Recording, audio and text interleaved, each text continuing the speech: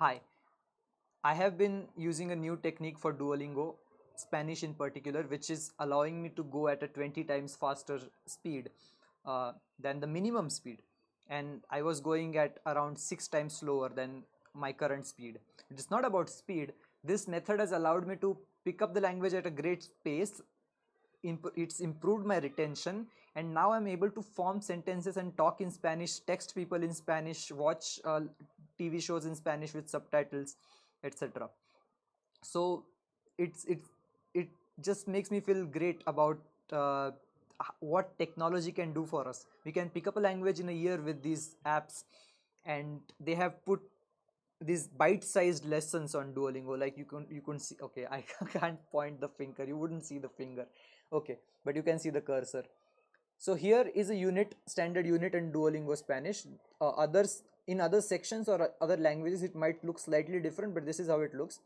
And you start here and then you do 5 exercises here. Okay, no, not here. Start here, do 5 exercises here, then you do the story, and then you keep going. That's the theory. And generally I have seen people who do all of these, but I don't know how anyone can survive this, because it gets very boring. Everything that you need to know about this unit is taught in the first 4 lessons. The fifth one is a review one, and if you are good at it, they even challenge you with a little harder questions. And you should first go to the guidebook, and the guidebook contains the grammar and vocabulary that they're going to teach. Not vocabulary generally, some vocabulary and mostly the grammar. If they contain the vocabulary, then you wouldn't even need to do the exercises.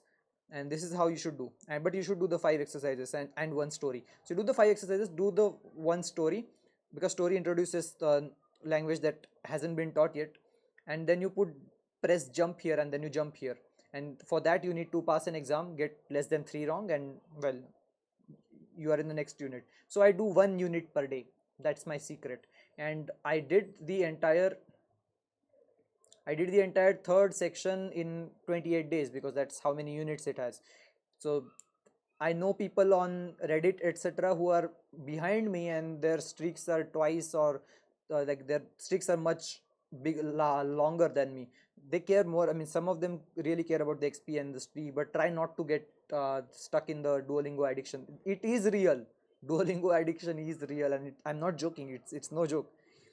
And you jump to the next unit. Yeah, that's it. If you do this in 282 days, you would be able to learn entire Spanish course on Duolingo, which is B2, and B2 is great level. You are all, like, a lot of people call B2 fluent. You don't have to be C1.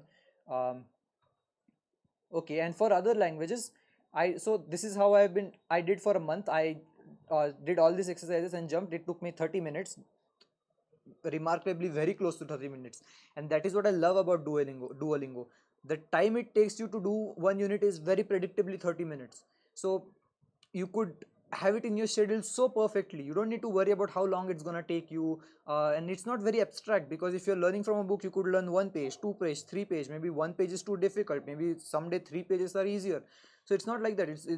That is what I love about Duolingo. This is a trackable progress, and bite sized and equally sized bites.